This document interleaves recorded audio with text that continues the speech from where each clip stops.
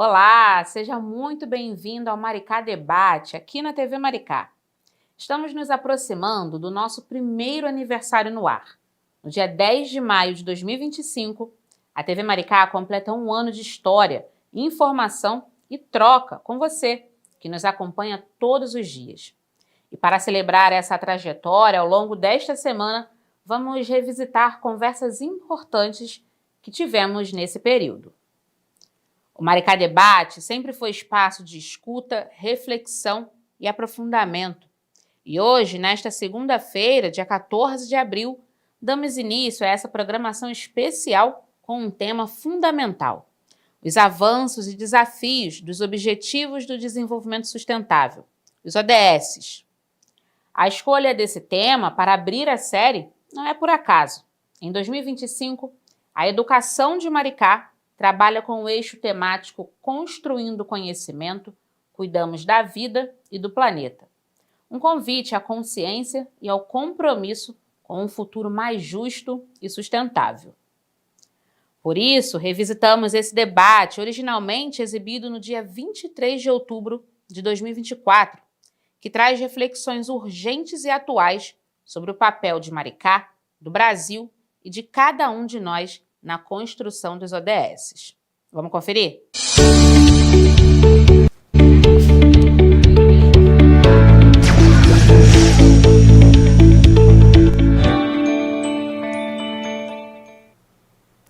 Então, Tux, para a gente começar aí do jeito certo, conta para o público de casa como que você chega até aqui. Como foi desenvolvida aí a sua relação com o tema de justiça climática, social e racial?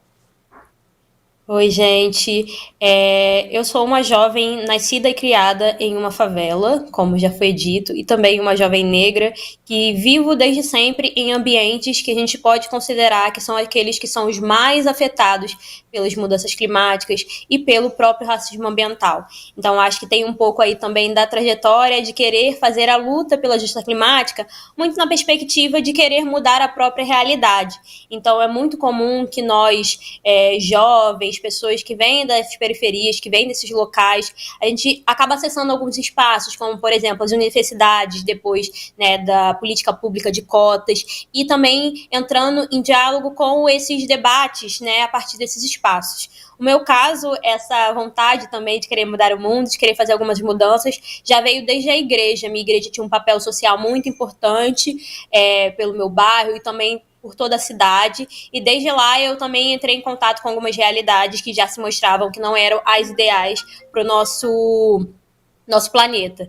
Então, foi a partir dessa perspectiva também que, quando eu chego na universidade, eu começo a trabalhar com direito à moradia, direito à cidade, direito à terra, e também querer que as pessoas tenham um lugar para morar, um lugar para viver bem.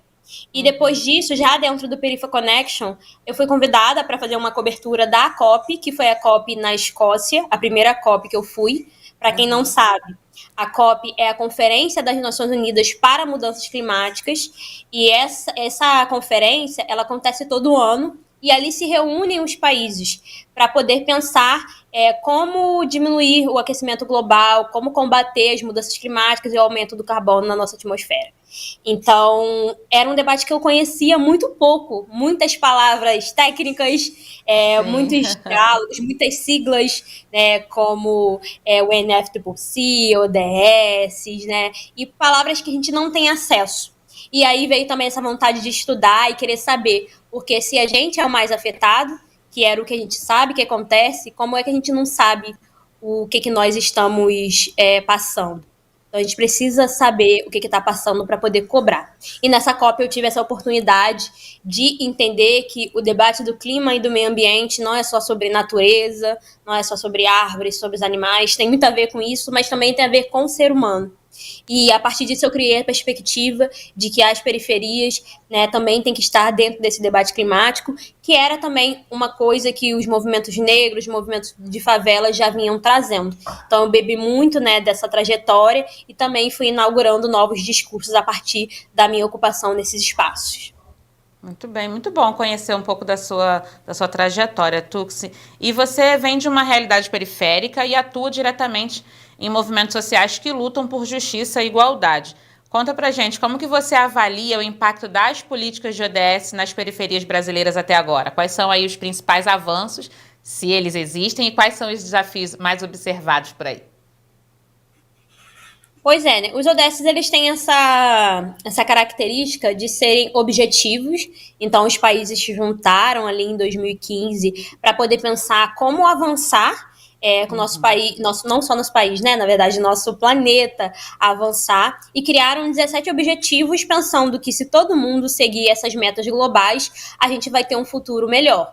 E dentro desses objetivos, nós temos outras metas, que são 169. Então, dentro de cada objetivo, tem mais de dezenas de metas que as pessoas e os países precisam cumprir. E tudo isso dentro da estrutura da Organização das Nações Unidas, né, da ONU. E dentro do ODS, eles deram um prazo ali, né? Que é de 15 anos, ou seja, foi feito em 2015, e aí a ideia é ser alcançado até 2030. E a gente tá quase ali, né? Já chegamos. Exatamente. E a gente pode perceber pelos próprios nomes dos ODS que são coisas que nós precisamos, mas que nós ainda vemos muito na nossa realidade. Não é numa realidade distante, não é em países que estão em situação de guerra. No nosso país, no nosso Brasil, a gente ainda enfrenta muito desses problemas. A gente pode falar de alguns ODS que eu acho que são aqueles ODS que são consenso, ninguém é contra isso, né? Então quem é contra aí está completamente fora da realidade.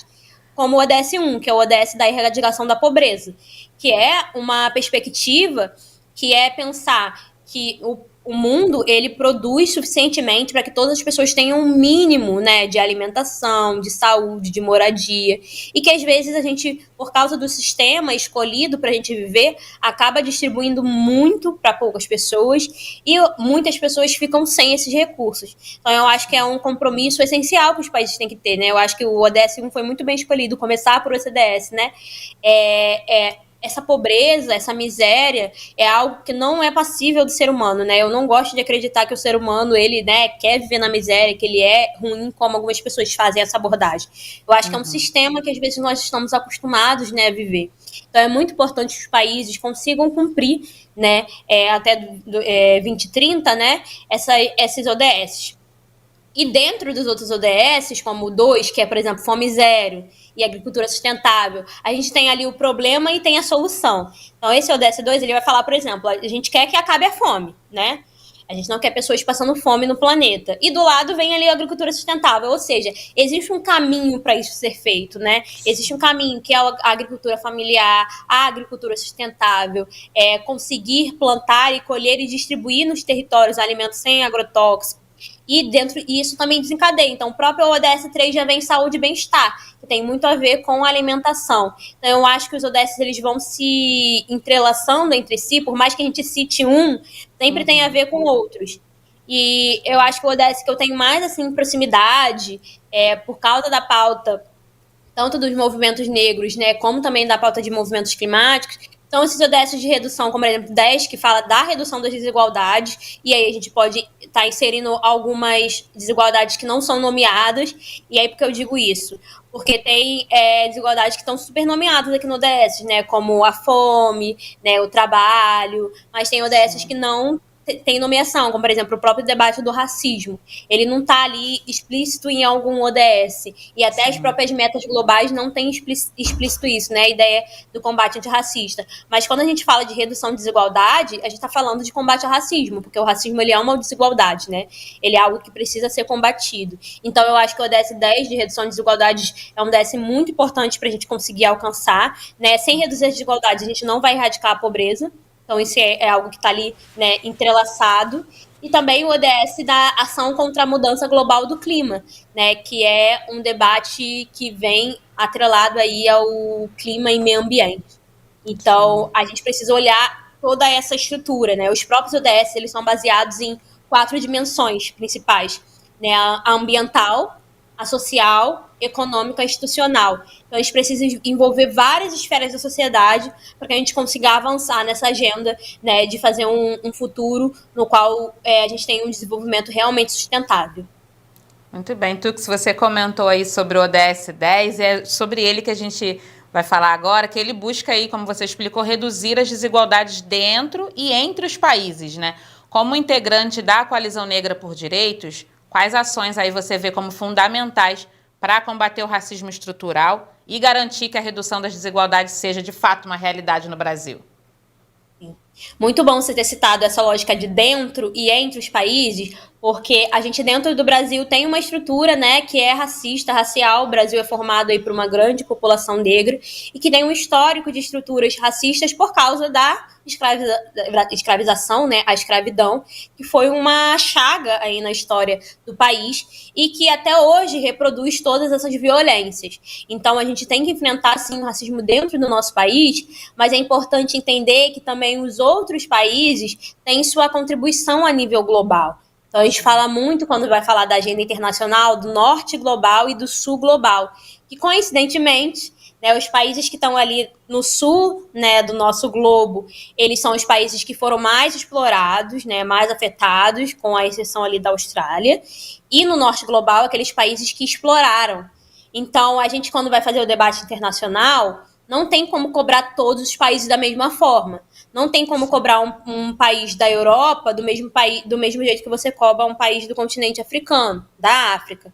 Isso é importante por quê? Porque os países como os europeus, os Estados Unidos, né, foram países que exploraram muito os outros países do sul global. E por isso é importante que, por exemplo, quando a gente leva, a coalizão tem uma agenda muito forte, que é uma agenda dos movimentos negros a nível global, por causa de Durban, da Conferência de Durban, que foi a terceira conferência, né, de combate ao racismo, preconceito e outras formas de discriminação, que aconteceu em 2001. E a agenda de Durban foi muito importante para todo o contexto internacional, porque essa agenda vai falar para a gente que a gente precisa olhar para algumas palavrinhas que são mágicas quando a gente faz o debate internacional, que é memória, justiça e reparação. E essa agenda, ela vai dizer, número um, que a gente precisa ter memória sobre os processos que aconteceram, não só no país, mas em todo o globo, né? Que é a partir da ideia de que a colonização, ela existiu. A gente não pode apagar o fato de que a colonização existiu. E com isso, a gente relembra que muitos países foram explorados, como a gente já próprio falou. Então, o continente africano, a América Latina, alguns países ali da Ásia foram explorados e muitas pessoas sofreram. É impossível um país que foi explorado conseguir sair dali dessas amarras sem ter o mínimo de apoio.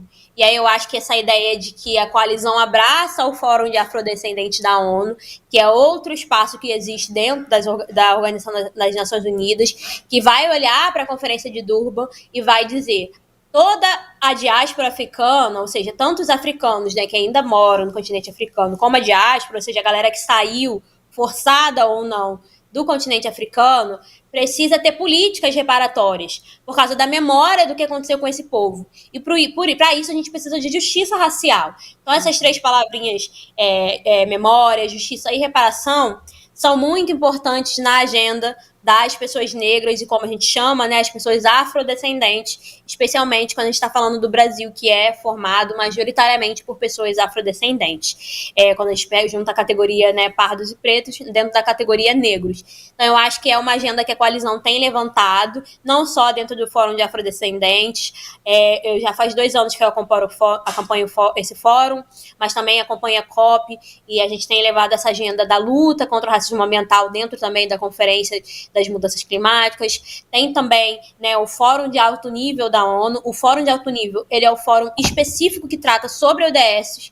Então, esse ano foi a primeira vez que a minha organização, Peripheral Connection, e a Coalizão Negra por Direito estivemos presentes no Fórum de Alto Nível, e lá nós pudemos debater o ODS 2, 3 e o ODS 16, que foram os ODS prioritários desse ano, e perceber como ainda falta muito. Toda a agenda racial está muito atrasada dentro das agendas do ODS. Então, a gente tem ali um avanço fazendo a relação da agenda de gênero, da agenda de classe, mas a agenda racial está muito atrás. Então, o nosso trabalho tem sido levantar a pauta racial e dizer que as pessoas afrodescendentes não podem estar fora desse diálogo, porque essas pessoas são as que são mais afetadas, estão ali do lado das pessoas que são mais afetadas. Para isso, a gente precisa reconhecer esse erro, né, que foi feito durante a construção dos ODS, e é importante lembrar que o governo brasileiro criou um ODS, que é o ODS 18, é um ODS que ele é voluntário, né?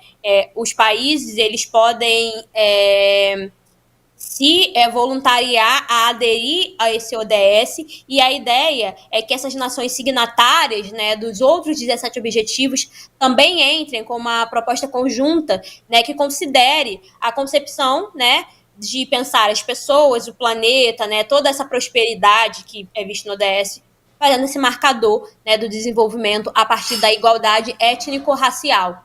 Então, esse é um ODS que o governo brasileiro tem inventado, tem botado à frente, com apoio de outras nações, como a Colômbia, e que ainda não foi aderido, né, por todos, mas um trabalho interessante que tem sido feito pelo governo, né, pensando que a gente aí tem, vamos, 2024 está acabando, então mais 5 anos, né, para 2030, já direto 2025, e pensar como a gente faz a igualdade étnico-racial se entrelaçar com todos esses objetivos que já estão adaptados.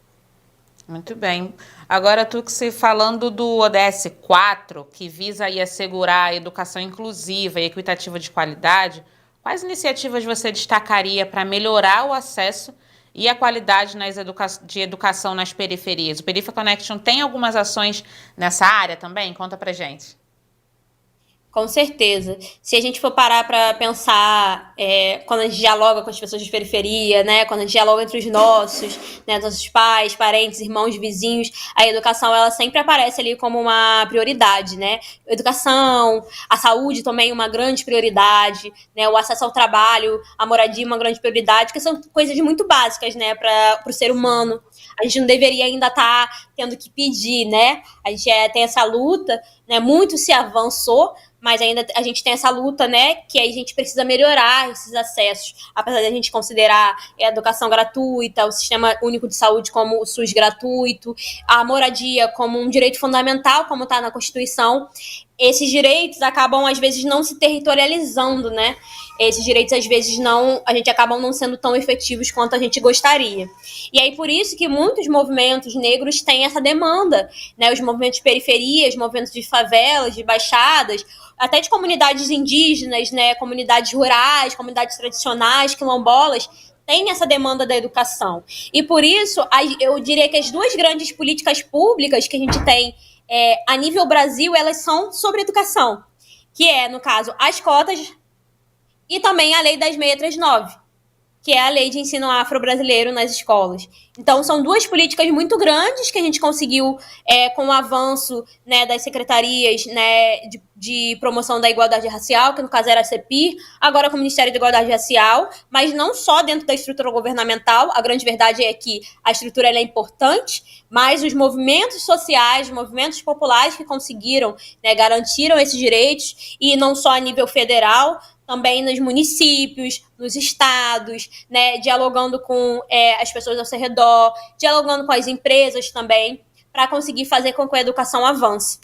O Perifa, né, falar aí um pouco do Perifa, a gente criou aí um projeto chamado África nas Escolas, porque a gente também percebeu que, por mais que a Lei 10.639 tenha feito 20 anos, a gente tem muito mais a se preocupar do que a comemorar, que ainda falta nos nossos territórios, faltam nas nossas escolas, com que essa lei seja verdadeiramente efetiva.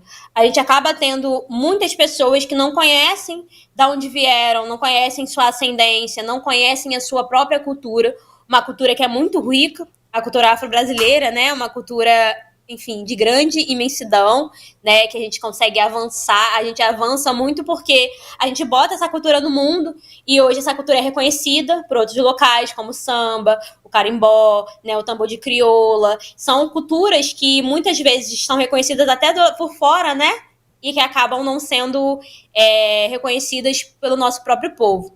E quando a gente olha para essa perspectiva, né, da cultura, a gente consegue ter alguns avanços, porque é o que acontece no dia a dia. A gente vai numa esquina, a gente tem um baile, tem uma roda de rima, mas a verdade é que a gente também precisa com que as escolas cumpram um papel fundamental, que as escolas tenham mais qualidade, né, que as escolas tenham mais investimento, né, especialmente essas escolas públicas, que é onde a maioria do nosso povo está. Então, por isso que a gente continua cobrando. E aí o Perifa cria esse projeto África nas Escolas, e o primeiro produto, né, que já está na rua é o mapa da África nas Escolas. Quem quiser pode entrar lá no nosso Instagram e baixar o mapa, professores, pessoas que trabalham com educação, mães, pais, tios, familiares, né, famílias que também lida com crianças, adolescentes, e também, né, nós que somos mais velhos, mas também queremos, né, temos mais interesse em saber mais sobre nossa cultura. Ele é um mapa do continente africano com seus 54 países ilustrados. Então a gente tem aí uma ilustração para cada país, mostrando ali uma potencialidade, algo que é relacionado à cultura de cada país.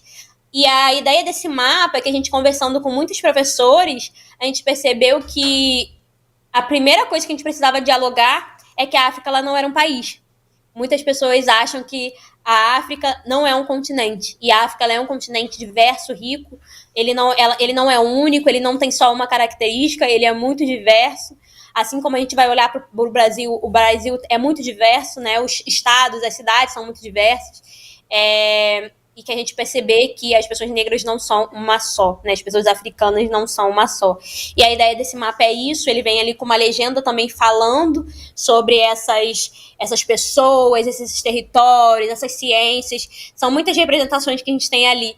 E quem quiser pode entrar em contato para receber um exemplar físico ou pode baixar o exemplar que ele é digital, e trabalhar a partir disso com esse mapa ilustrado para pensar aí essa ideia da igualdade racial. Então, eu estou falando aqui de uma iniciativa do Perifa, poderia estar falando de iniciativas de educação como o Instituto Odara, que é da Bahia, que tem, o Guelé 10 também, que é o Instituto da Mulher Negra de São Paulo, que também trabalha, Crioula, que é do Rio de Janeiro, trabalha também a educação, né, de mulheres e meninas. São muitas iniciativas ao redor do país. A gente pode falar também, por exemplo, da Amazônia de Pé, que trabalha com a perspectiva da Amazônia em escolas indígenas e quilombolas, com a Amazônia de Pé nas aldeias, a Amazônia de Pé nos quilombos. Então, são muitas organizações que têm empenhado o trabalho em desenvolver realmente esse ODS e que muitas vezes não têm a devida atenção, mas que realmente são aquelas que têm mais contribuído para que esses objetivos sejam alcançados. Muito bem, sempre a organização civil aí fazendo valer aí as necessidades da população, né, Tux? Agora, considerando o ODS 16, que trata de promover sociedades pacíficas e inclusivas, como as políticas públicas podem avançar para garantir justiça e segurança para as comunidades negras, considerando aí o histórico de violência policial e desigualdade de acesso à justiça? O debate da justiça ele é um debate muito importante, né? E eu acho que vem o paz ali do lado, e eu acho que é um consenso que sem justiça a gente não tem paz. A paz acabou sendo apropriada por muitas pessoas para essa palavra, assim, ai, vamos estar bem, quando na verdade a gente tem uma dificuldade. Então, algo que as Nações Unidas e os países precisam enfrentar é como a gente tem paz em um mundo que permite tantas guerras. Então, a gente está vendo aí o caso da guerra de Israel contra a Palestina, o genocídio que está em curso, e que muitas vezes a gente não tem a devida atenção. Então, como, por exemplo, a gente pode resolver esses conflitos entre países que acabam exagerando na dose, na lógica de se proteger. Então, é preciso ter justiça internacional para poder pensar como a gente tem que encaminhar os países para uma paz verdadeiramente eficiente. E com isso a gente consegue, com sistemas de justiça, o ODS 16, né? Ele vem com essa perspectiva também das instituições. Então não tem como a gente querer justiça sem que as instituições elas sejam eficazes, que elas cumpram o seu papel. Então, se a gente tiver um poder judiciário inoperante, se a gente tiver um Ministério Público, aí falando da estrutura da justiça brasileira, né? Se a gente tiver um Ministério Público que não trabalhe corretamente, que não siga a Constituição brasileira, que é a nossa lei máxima, né? A nossa lei que vai reger todo esse ordenamento jurídico. Se a gente não tiver uma defensoria pública que esteja ali realmente assistindo as pessoas que precisam, né? Que sejam hipossuficientes e que tenha uma instituição que olhe para essas pessoas, a gente não vai conseguir ter uma paz, a gente não vai conseguir realmente fazer com que o sistema de justiça se garanta. Então, que também o Poder Legislativo façam leis que tenham acordo com a perspectiva da justiça e não a perspectiva de beneficiar grupos específicos. Então, a gente enfrenta, né, hoje no país, muitas vezes, uma legislação que ela é feita não para proteger as pessoas, e sim para proteger o lucro, proteger o dinheiro, proteger pequenos grupos. E aí é nesse momento que a gente conta com as instituições. E por isso que os três poderes, né, o executivo, o legislativo e o judiciário, eles têm que estar entrelaçados. Porque quando a gente vê algum desses poderes abusando do seu poder, a gente tem um outro para segurar. Claro, sempre se garantindo dentro do que é a Constituição. Então, a gente tem aí na Constituição, no artigo 5º, ali, elencado todos esses direitos, né, que as pessoas têm, né, ou seja, ali, mais ou menos, não vou saber de cabeça, mas todos são iguais perante a lei, sem distinção de qualquer natureza, garantindo tanto aos brasileiros, inclusive os estrangeiros, né, essa inviolabilidade do direito à vida, à liberdade, à igualdade, à segurança, né, e nos termos que vem seguindo ali. Então é um artigo enorme, cheio de direitos, e que nós, pessoas que estamos no dia a dia, a gente anseia para que esses direitos eles sejam entregues, né, para a gente. Então é essencial que as instituições cumpram esses papéis. A gente faz o nosso trabalho, né, como organização, você própria comentou, as organizações de sociedade civil, os movimentos, sempre estão ali, né, juntos nesse embate, fazendo a luta para que os direitos eles sejam garantidos. E é importante que as instituições dialogam com esses movimentos, né? Entendam esses movimentos como parceiros que estão querendo alertar, abrir os olhos. A gente sabe que a estrutura do Brasil é uma estrutura desigual, como a gente vem falado, né, do próprio racismo. A gente, às vezes, não tem essas pessoas que mais precisam dos direitos nesses lugares, nessas instituições. Né? Então, a gente vai olhar um poder judiciário que é muitas vezes branco, muitas vezes masculino, que não é formado por mulheres, pessoas LGBT, não é formado por pessoas com deficiência, não é formado por pessoas negras, por pessoas pobres, né, majoritariamente, pessoas de periferia, não é formado por pessoas indígenas, né, não é formado por pessoas que são de áreas rurais, muitas vezes pessoas de áreas urbanas que têm os privilégios. Então, é importante que as pessoas que estão dentro dessas instituições consigam dialogar com o outro, que ele não está se vendo ali, mas também a gente tem uma luta que é para essas pessoas ocuparem esses espaços, e por isso que as cotas são tão importantes, né, para ter esse nível de acesso, mas enquanto não tem esses espaços, é importante que as pessoas que ocupem essas instituições nos vejam como parceiros que também querem um avanço do país. Né? Então, o Brasil ele ganha muito, as instituições ganham muito quando eles dialogam com esses movimentos, né? Eles dialogam com essas pessoas, porque a gente sabe, a gente está na ponta, a gente sabe o que é melhor para os nossos territórios e como a gente avança. Muitas vezes, nas periferias, a gente tem as pessoas conseguindo direito à educação, acesso à água, à saúde, por um grande eixo de criatividade, né, do que a gente tem chamado de tecnologias sociais de sobrevivência.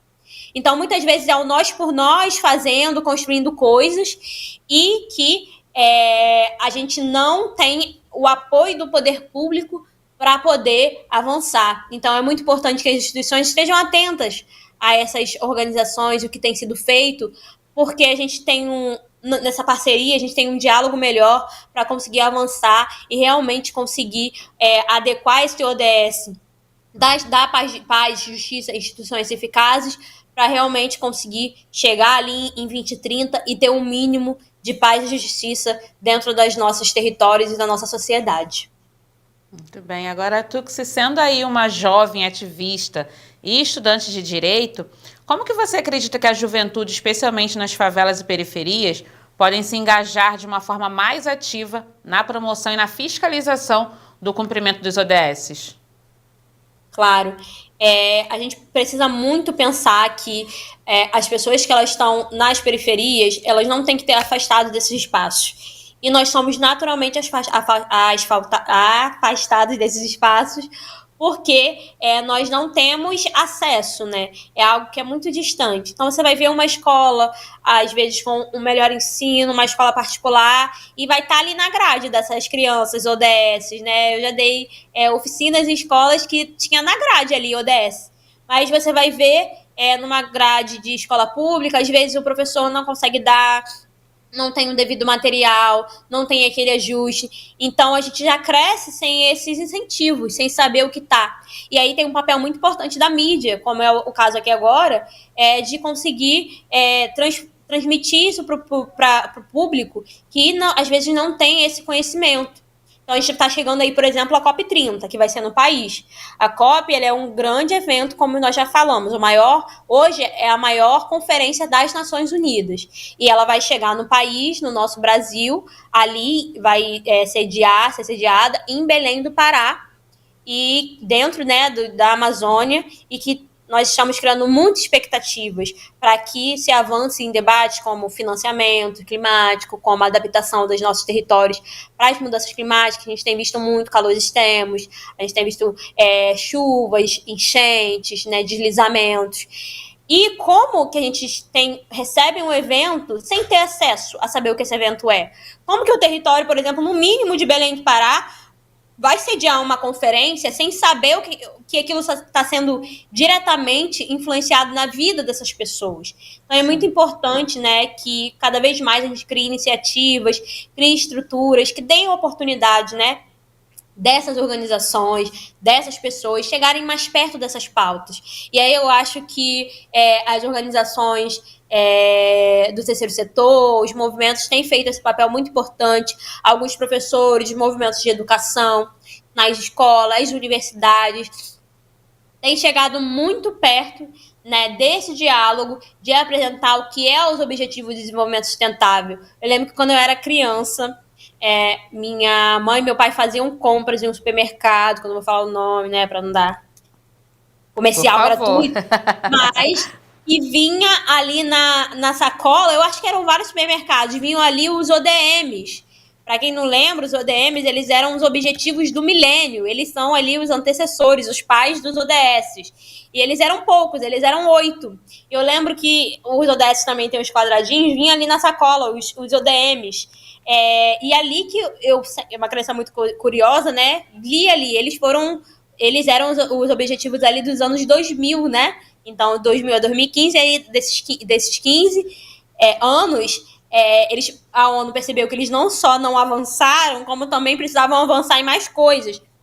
Então, os ODMs, eles tinham ali esse acabar com fome e misérias, educação base, igualdade entre sexo, autonomia das mulheres, a questão da mortalidade infantil, que, por exemplo, foi algo que avançou, né? Então também nem tudo é coisa ruim, realmente a gente consegue avançar em algumas coisas. Tinha ali a saúde das gestantes, tinha a questão das doenças, como era a AIDS, né? Na época tinha esse boom, e isso realmente foi algo que avançou. Então nós temos muitas coisas que nós avançamos, como o combate à AIDS, à malária, que estava ali nos ODMs. Nos ODMs a gente também tinha o respeito ao meio ambiente, tinha ali uma coisa mais ampla, mas que era algo como parceria de desenvolvimento. Então, eram objetivos que eu, criança, tive acesso, né? Então, foi um movimento minimamente bem sucedido e que foi usado como base para a Agenda 2030 e para os ODS. Então, a gente pode muito olhar para essas perspectivas de como a gente tinha acesso, né? Então, por que os ODS hoje a gente não tem acesso nos ODS, né? Em espaços públicos. A gente tem algumas escolas, alguns museus que a gente entra e tem lá, né, os quadradinhos dos ODS. Mas eu acho que isso é um debate que poderia estar mais amplo na nossa sociedade e que acaba não estando tão amplo assim, mas que muitas organizações e pessoas têm feito esse embate. E é muito importante que quando a gente fala nada sobre nós sem nós, né? Os ODS, eles são sobre nós, eles são sobre a nossa vida.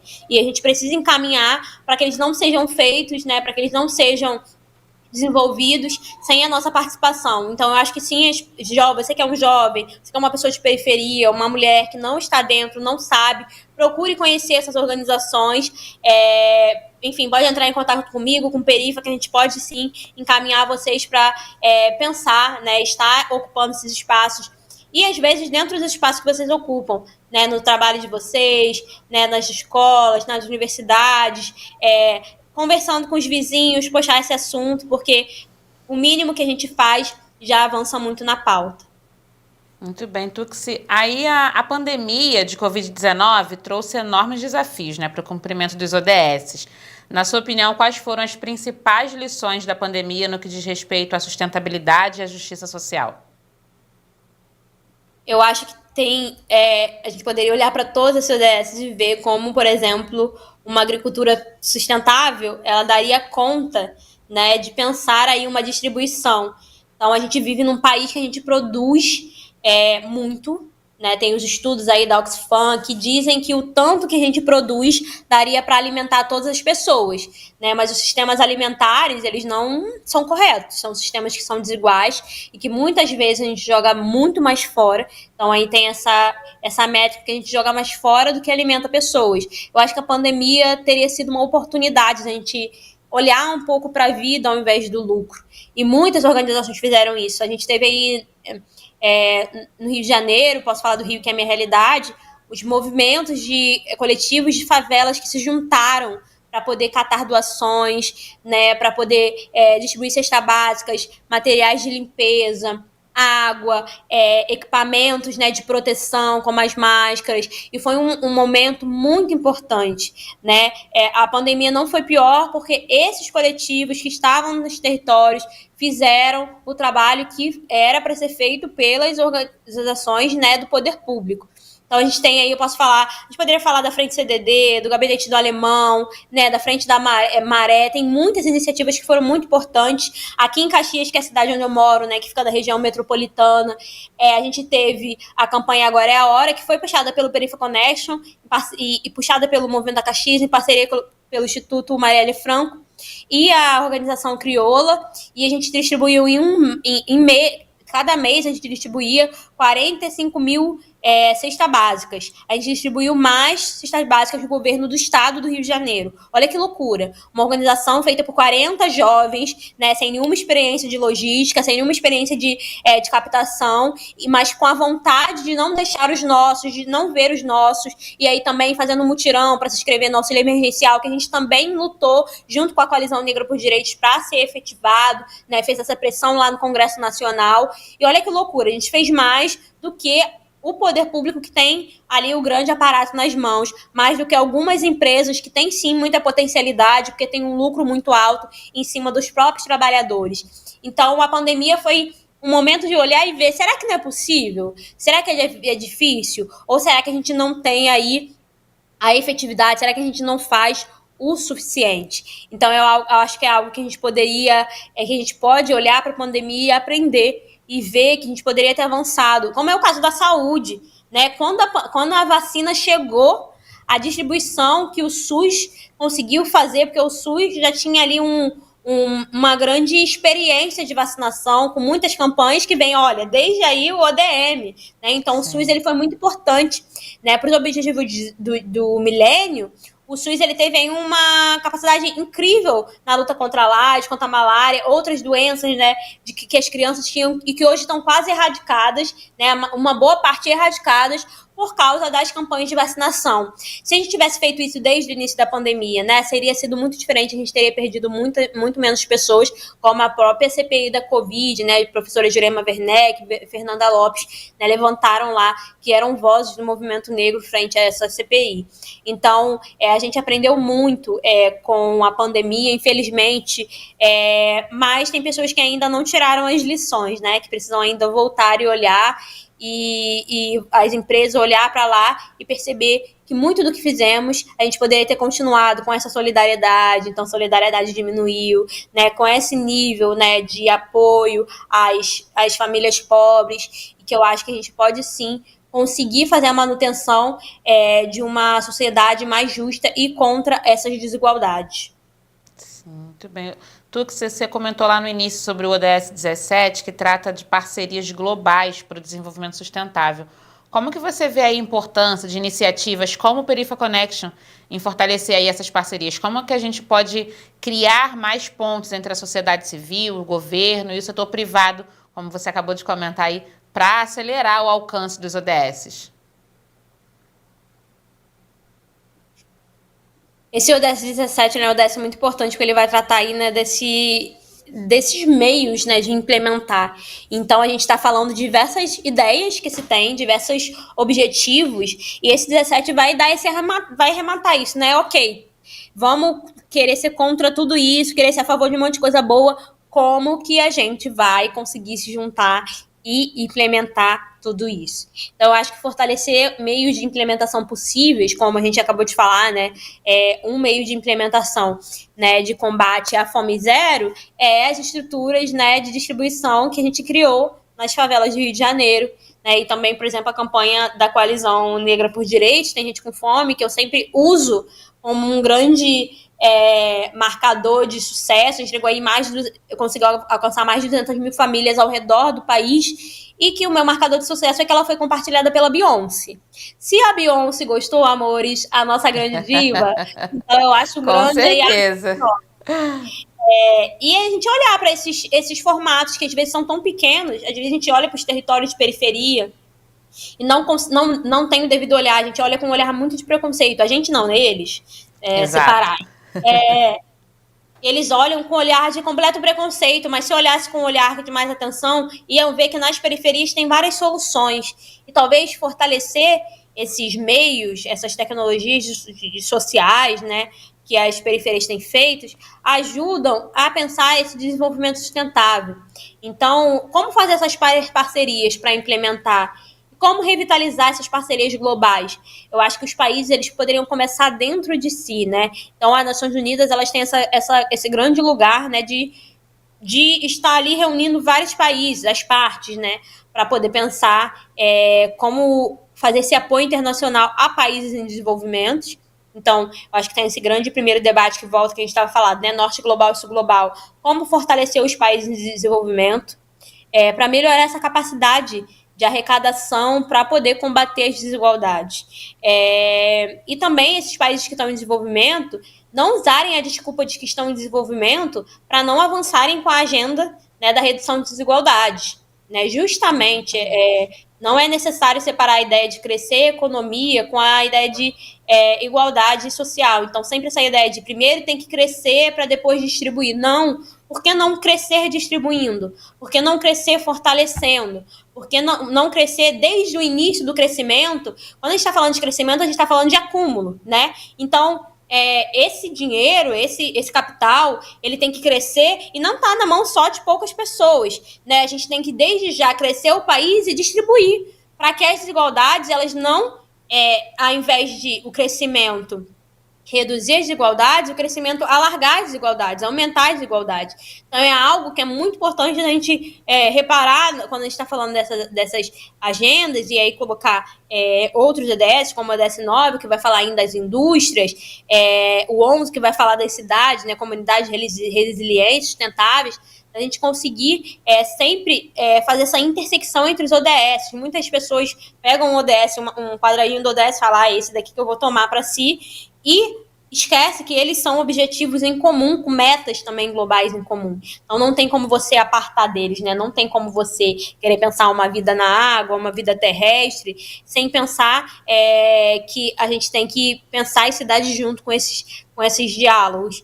E aí eu acho que mobilizar esse ODS 17 para poder pensar essas estruturas, né, essas estruturas de transferência, disseminação, difusão, né, de tecnologias, que elas tenham, que elas sejam corretas e correlatas, né, com o avanço do meio ambiente, né, com o avanço do debate do clima, com o avanço da redução da desigualdade, do combate ao racismo, com o combate ao machismo, né, lutando por uma igualdade de gênero.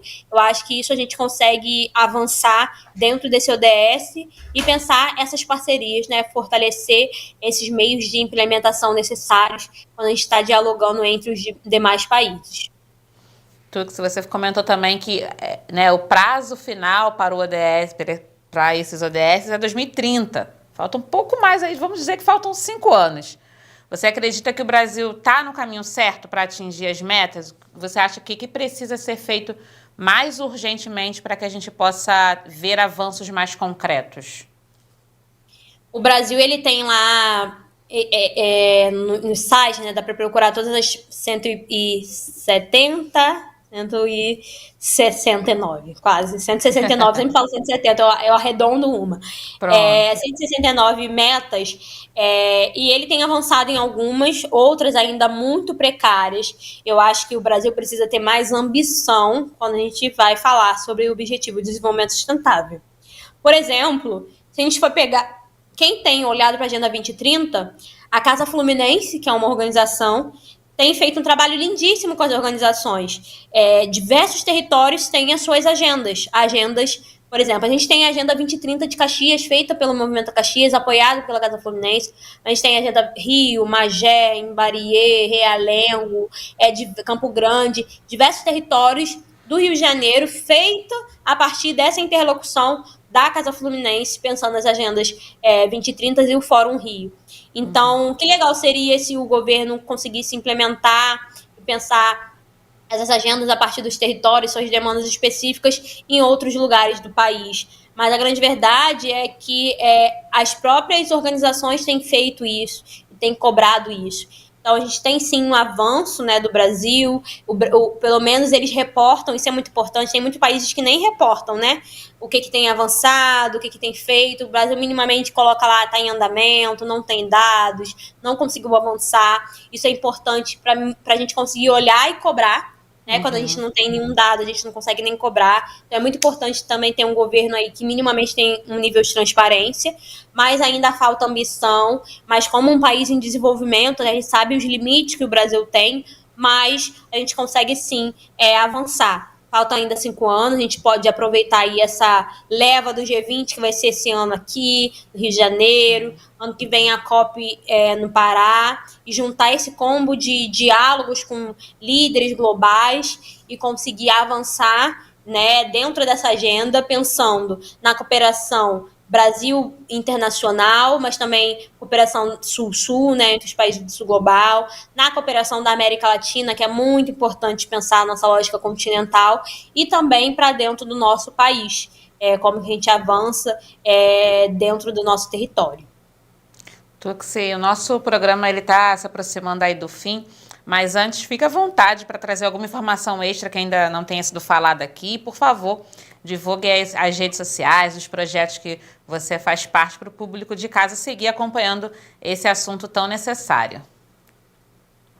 Galera, primeiramente agradecer o convite, foi muito bom vir aqui trocar ideia, é sempre muito legal quando a gente consegue chegar no espaço e trazer um pouco do que a gente pensa, do que a gente dialoga, do que a gente tem construído, e vem aqui também, como eu falando, né, a partir da minha figura, mas com muitos jovens do Perifa Connection, que é uma organização que está já em 20 estados, com uma rede nacional, né, de diversos jovens lideranças de periferias e de territórios marginalizados, tanto no meio urbano quanto no meio rural, e também com uma agenda do Perifa Connection, que é fazer uma conexão das periferias e que a periferia tem que ter bem viver. Então, esse é o nosso sonho, um Brasil com centralidade periférica, na luta antirracista e que consiga avançar na redução das desigualdades. E aí eu queria pedir para vocês seguirem, né, o Perifa Connection, @Perifa Connection, que é conexão em inglês, porque a gente é internacional, e Tuxi Tuane, que é Tuxi, aí como está escrito na tela, e Tuane, que é o meu nome de verdade, THUANE,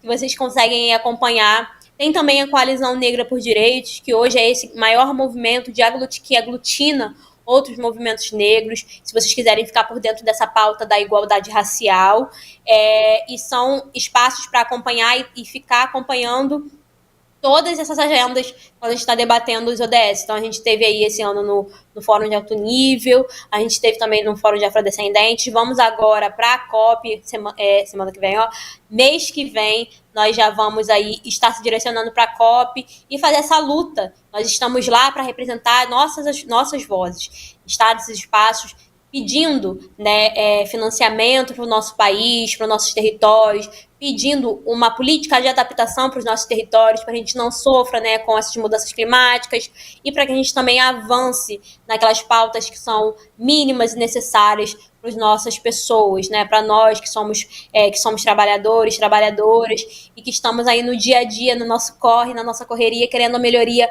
para nós, para o coletivo e para os nossos territórios. Então, continue acompanhando a gente e também para a gente conseguir pensar. Quem quiser aí acessar as agendas que eu citei, entrem no site da Casa Fluminense. Quem quiser acessar os materiais do Mapa da África nas escolas no Perifa, os materiais da Amazônia de Pé nas aldeias e nos quilombos no @Amazônia de Pé. Então, fiquem à vontade para poder procurar esses materiais e essas referências. Eu acho que a gente avança muito quando a gente está conectado e prestando atenção em uma galera que está fazendo no corre. Então, fica aí essa demanda, fica aí essa dica. Quem quiser escrever para mim, a gente pode trocar mais ideias, discordâncias, perguntas, pode dar a sua opinião, que a gente está ali com o fórum aberto, um canal. E mais uma vez agradecer a Maricá Debate por esse diálogo.